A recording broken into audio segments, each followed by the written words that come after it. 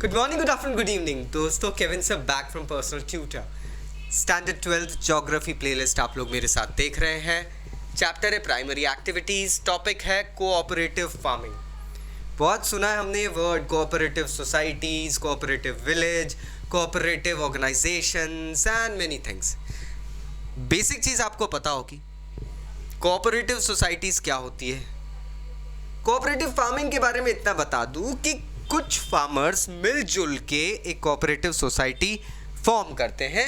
ये सोसाइटी एक ऐसे योगदान से बनती है जहां पे farmers voluntary pooling of resources करते हैं। साथ ही साथ इसका आउटकम जो होता है वो एक एफिशिएंट और प्रॉफिटेबल फार्मिंग के रूप में दिखता है। इसको सिंपल भाषा में समझ लेते हैं। फार्मर्स किसी के बुलावे पे नहीं आते हैं, अपनी इच्छा से पूलिंग करते हैं। सब लोग मिला के अपनी लैंड्स का एक हिस्सा बना लेते हैं। जैसे ये अगर लैंड है टोटल, इसमें फार्मर इतने सारे हैं, तो this farmer, this farmer, this farmer and this one, ये 4 फार्मर्स ने मिल के अपनी लैंड पे इस हिस्से पे अगर हम कहें कुछ साथ में उगाना शुरू कर दिया। बाद में जब वो बम्पर सेल हो गई, हार्वेस्ट हो गई, सेल हो गई, फिर अपना अपना 4 हिस्सों में बटा हुआ हिस्सा ले लिया।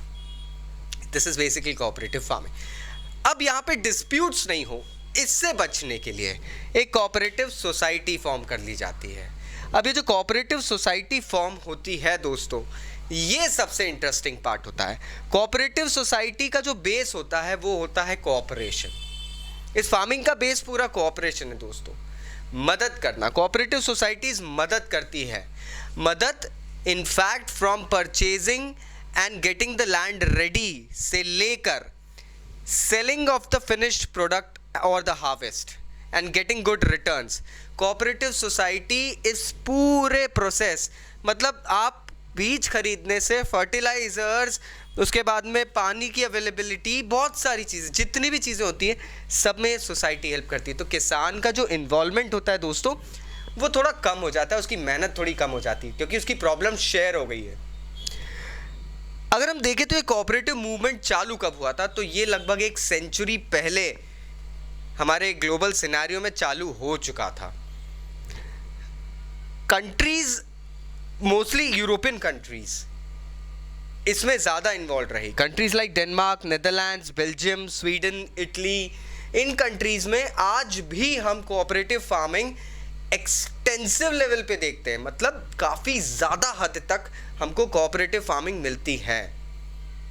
जाहिर सी बात है, आप लोग जब पूलिंग करते हैं अपने रिसोर्सेज की, किसी का हार्वेस्टर, किसी का लाइक ट्रैक्टर, ये सब चीज़ें जब मिलती है, किसी का थ्रेशर वगैरह जो होता है, ये सब चीज़ें मिलती है, काफ़ी हेल्प हो जाती है दोस्तों। ओवरऑल अपने खर्चे निकल जाते हैं, साथ ही साथ आपको एक फिक्स अमाउंट मिलता है एंड एक श्योरिटी रहती है कि society would be looking forward to go ahead and eradicate the problems that are being faced by the farmer.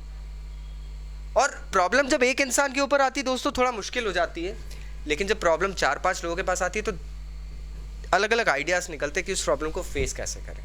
वही चीज़ यहाँ भी होती है। So now I guess you know what exactly is cooperative farming, इसके फ़ायदे क्या हैं, कहाँ कहाँ ये हो रही है। स्टिल अगर कोई डाउट्स है तो नीचे कमेंट बॉक्स से कमेंट ज़रूर करना। दिस इज केविन से signing off, take care, bye bye.